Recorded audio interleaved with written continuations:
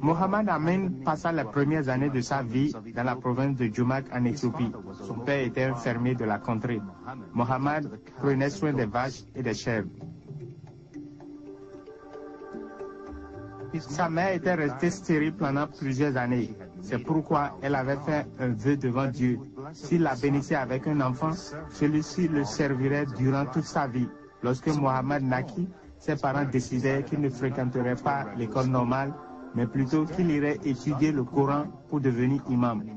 Adolescent, il obtint une bourse d'études pour l'Arabie Saoudite, où il apprit l'arabe et entreprit des études coraniques.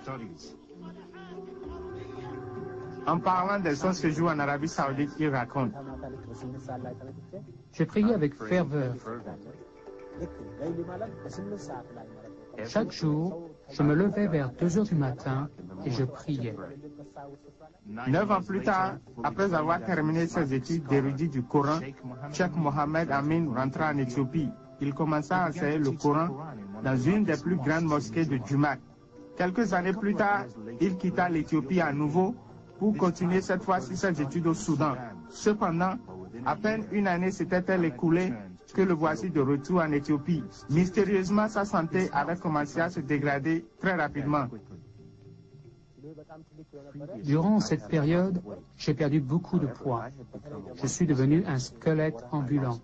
J'ai perdu mes cheveux.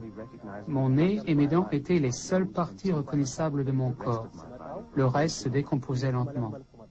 Sa famille l'amena à l'hôpital, mais tous les efforts pour le guérir furent vains. J'avais des furoncles et des plaies douloureuses qui me couvraient de la tête aux pieds. Pendant des années, Mohamed avait gardé un secret. Alors qu'il était respecté en tant qu'homme de religion, en fait, il couchait avec des prostituées. Dans ma vie privée, j'étais l'un des pires pécheurs. Je ne dis pas cela par humilité, mais parce que j'ai honte. Je ne suis pas fier de ce que j'ai fait. J'ai contracté le sida à cause de la promiscuité que je vivais. Mais c'est à ce moment-là que le miracle s'accomplit. Très tard une nuit, j'ai eu une vision. La chambre de l'hôpital devenait de plus en plus lumineuse. Jésus, habillé en médecin, est entré dans ma chambre et s'est tenu debout devant mon lit. Il m'a contemplé avec amour et affection et m'a dit: Mohamed, lève-toi. Je ne peux pas bien traduire mes sentiments de ce moment-là. J'étais rempli de joie, de paix et de contentement. C'est à cet instant-là que Mohamed crut en sa guérison. Maintenant, je crois que Jésus est le Fils de Dieu. J'ai décidé de le suivre. Mohamed était allaité depuis 5 mois. Il certifie qu'à peine une semaine après que Jésus lui est apparu, il commença à marcher de nouveau. Mais l'histoire ne s'arrête pas là. Des examens de détection du sida avaient d'abord révélé la maturité de la maladie.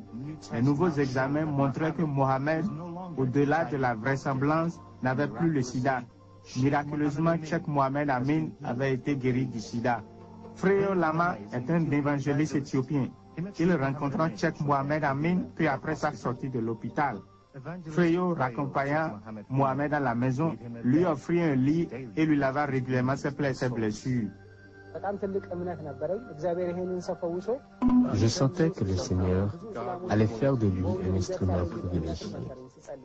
Ce fut un acte de compassion qui changea complètement la vie de Cheikh Mohamed Amin.